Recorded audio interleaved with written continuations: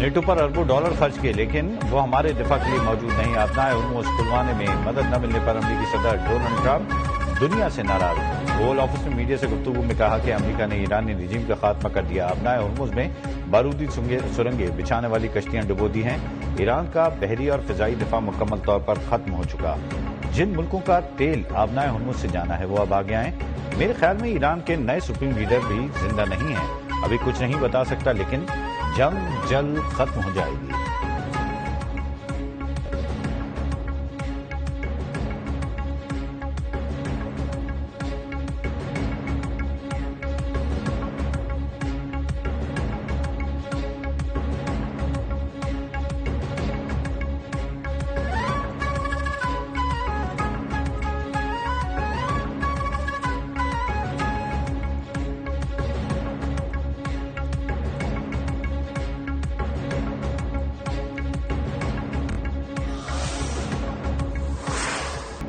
منتیں التجائیں خوش آمدید سب بیکار. اتحادیوں کا ٹرمپ کی مدد سے دو ٹوک انکار. فرانس کے بعد جاپان، آسٹریلیا، جرمنی اور برطانیہ کی بھی آبنائے ہرمز کھلوانے میں مدد سے معذرت. برطانوی وزیر اعظم اسٹارمر نے ڈونلڈ ٹرمپ کو کہہ دیا ایران کے خلاف جنگ کا حصہ نہیں بنیں گے. گلف میں جنگ نہیں چاہتے. آبنائے ہرمز کو کھلوانا کوئی آسان ہدف نہیں. ہم اس کے لیے بالکل بھی تیار نہیں. چاہے کتنا دباؤ کیوں نہ ہو میرا کام برطانوی مفادات کا دفاع کرنا ہے. جاپان نے شرط عائد کی کہ خطے میں بہت بڑی تبدیلی پر ہی بحری جہاز بھیجے جا سکتے ہیں.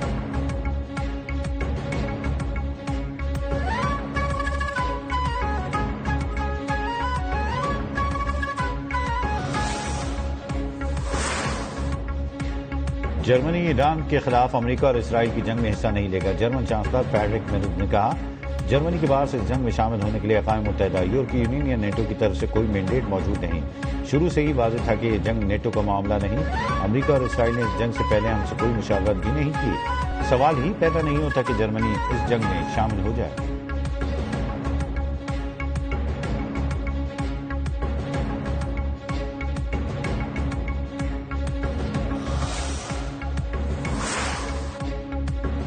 موجودہ حالات میں مدد فراہم کرنا ممکن نہیں. آبنائے ہرمز میں تجارتی جہازوں کے تحفظ کے لیے کسی ممکنہ مشن کی درخواست پر نیدرلینڈز کھلے ذہن سے غور کرے گا. ڈچ وزیر اعظم روب جیٹن نے کہا کہ اب تک آبنائے ہرمز میں کسی بھی مشن میں شمولیت کے لیے کوئی واضح درخواست موصول نہیں ہوئی.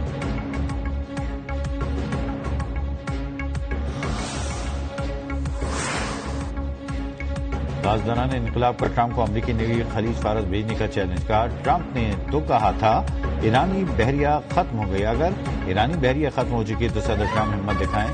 ابھی وہ میزائل استعمال ہی نہیں ہوئے جو 2025 میں تیار کیے تھے. جون 2025 کے بعد تیار میزائل تو ابھی سامنے ہی نہیں لائے.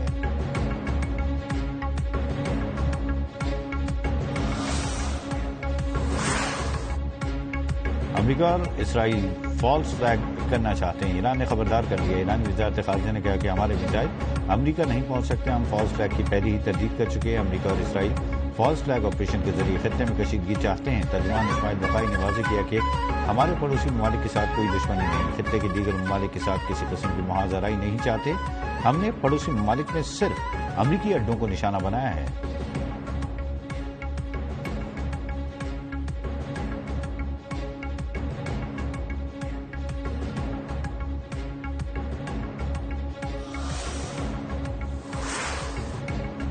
فرانسیسی صدر میکرون کا ایرانی ہم منصب مسعود پزشکیان سے ٹیلی فونک رابطہ. ایران سے پڑوسی ممالک پر حملے فوری بند کرنے کا مطالبہ. آبنائے ہرمز میں جہاز رانی فوری بحال کرنے پر زور. سعودی ولی عہد شہزادہ محمد بن سلمان اور متحدہ عرب امارات کے صدر محمد بن زید ال نہیان کا بھی رابطہ. ایرانی حملے خطے کی سلامتی کے لیے خطرہ قرار.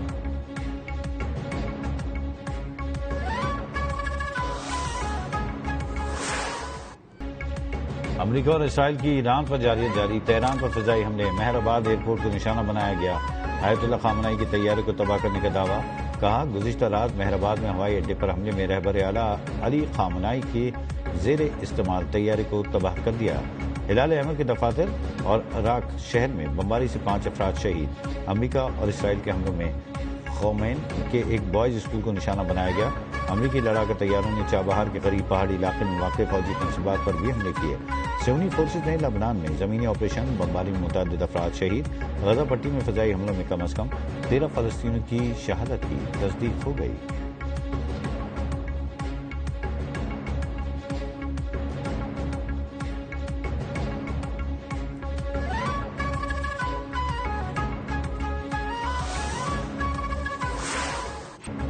آپریشن وعدہ صادق پور میں حملوں کی 57ویں لہر، ایران کے اسرائیل اور امریکی اہداف پر خیبر شکن اور قدر میزائلوں سے تازہ حملے، کمان میں بھرپور مراکز بھی نشانہ، کارروائی میں مقبوضہ علاقوں کے مرکز تل ابیب اور بن گنیان میں اہداف کو نشانہ بنایا گیا۔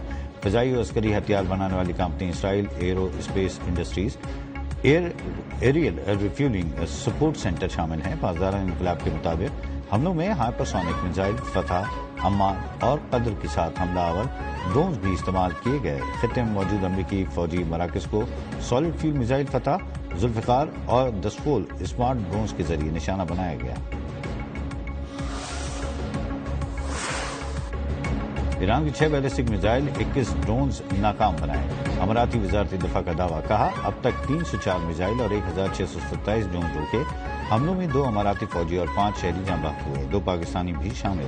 145 مختلف ممالک کے افراد زخمی ہوئے۔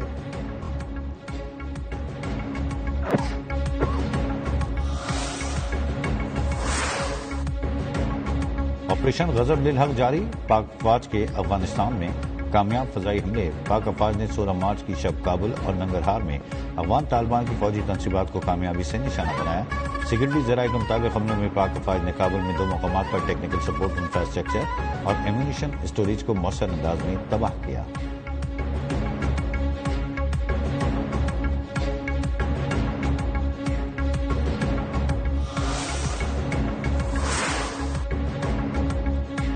وزیر اعظم شہباز شریف کی زیر صدارت عالمی علاقائی کشیدگی پر اجلاس، عوام کو ریلیف کے لیے اقدامات کا جائزہ، تیل کی فراہمی متعین قیمت پر فروغ کے لیے پاک ایپ پر نیا فیچر شامل۔ وزیر اعظم کی پیٹرولیم مصنوعات کی تقسیم کار کمپنیوں کو حکومت کے تعین کردہ نرخوں پر تیل کی فروخت یقینی بنانے کی ہدایت، کہا ملک میں پیٹرولیم مصنوعات کی مناسب مقدار موجود ہے، کسی بھی صورتحال سے نمٹنے کے لیے تیار ہے۔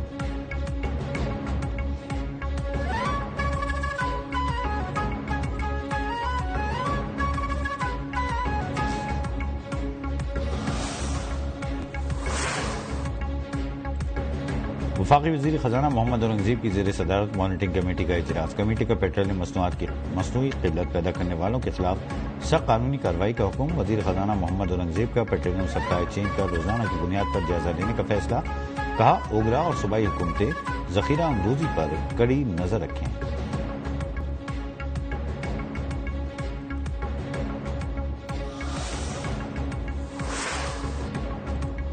نائب وزیر اعظم و وزیر خارجہ سینیٹر اسحاق ڈار سے قائم مقام امریکی ناظم الامور کی ملاقات، پاکستان اور امریکہ کے 2 طرفہ تعلقات اور خطے کی صورتحال پر تبادلہ خیال۔ اسحاق ڈار کا خطے میں امن اور استحکام کے فروغ کی ضرورت پر زور، رہنماؤں کی پاک امریکہ باہمی تعاون اور علاقائی پیش رفت پر گفتگو، علاقائی حالات اور باہمی دلچسپی کے امور پر ہی زیر غور آئے۔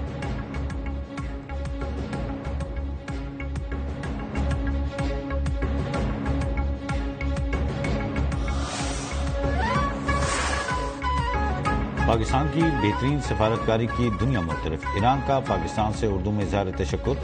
پاکستان اپنی متوازن خارجہ پالیسی اور کامیاب ملٹری ڈپلومیسی کے بدولت اقوام عالم میں نمایاں مقام حاصل کر چکا ہے۔ ایرانی وزیر خارجہ عباس عراقچی کا بھرپور ساتھ دینے پر پاکستانی حکومت اور عوام سے اظہار تشکر، کہا پاکستان نے مشکل وقت میں ایرانی حکومت اور عوام کے ساتھ کھڑے ہونے کا عملی مظاہرہ کیا۔ ایرانی وزیر خارجہ کا بیان پاکستان کی بہترین سفارتکاری کا عکاس۔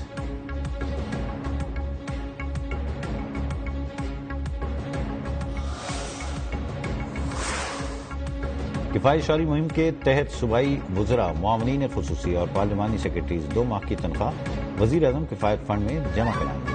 وزیر اعظم مریم نواز کی زیر صدارت پنجاب کابینہ کے اجلاس میں اہم فیصلے، پنجاب اسمبلی کے ارکان بھی 2 ماہ کی تنخواہ اور الاؤنسز کا 25%، جبکہ گریڈ 17 اور اوپر کے سرکاری افسران 2 دن کی بنیادی تنخواہ جمع کرائیں۔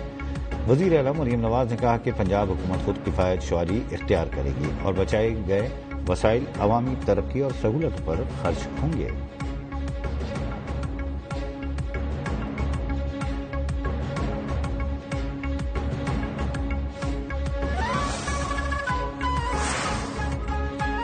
چیئرمین پیپلز پارٹی بلاول بھٹو سے سندھ کے سینئر وزیر شدید نام میمن کی بلاول ہاؤس کراچی میں ملاقات، محکمہ ٹرانسپورٹ کی کارکردگی سے آگاہ کیا، بتایا کراچی میں عوام کی سہولت کے لیے الیکٹرانک بسوں کا گلشن معمار سے ٹاور تک نئے روٹ کا آغاز کیا جا رہا ہے۔ پیپلز بس سروس کے تحت ٹنڈوالہ یار سے حیدرآباد، شکارپور سے سکر، خیرپور سے روہڑی کے درمیان بسیں چلائی جائیں گی۔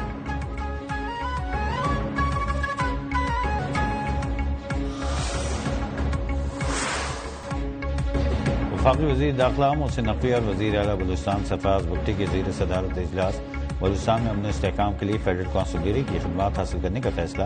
پہلے مرحلے میں فیڈرل کانسٹیبلری کے 2 ونگز پر مشتمل تقریباً 3000 اہلکار تعینات کیے جائیں گے۔ محسن نقوی نے کہا بلوچستان پولیس کی پیشہ ورانہ استعداد کار میں اضافے کے لیے ہر ممکن تعاون فراہم کریں گے۔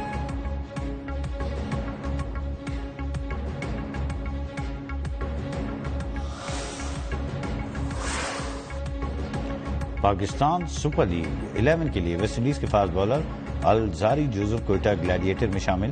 کوئٹہ گلیڈیٹرز کے انتظامیہ کے مطابق جوزف کو اسپنسر جانسن کی جگہ شامل کیا گیا۔ جوزف نجی وجوہات کے سبب PSL کے لیے دستیاب نہیں۔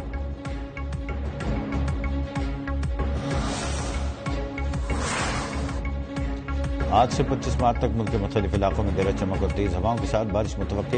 مغربی ہواؤں کا نیا سلسلہ آج سے شمال اور مغربی علاقوں میں اثر انداز ہوگا۔ NDMA کے تمام صوبائی اور ضلعی اداروں کو ممکنہ موسمی صورتحال سے نمٹنے کے لیے الرٹ رہنے کی ہدایت۔ اسلام آباد، راولپنڈی، مری، گلیاد، جہلم، چکوال، سیالکوٹ، گوجرانوالہ، لاہور میں بارش اور آندھی کا امکان۔ کراچی، حیدرآباد، سکر، لاڑکانہ، جیکوبال اور دادو میں کہیں کہیں بارش متوقع۔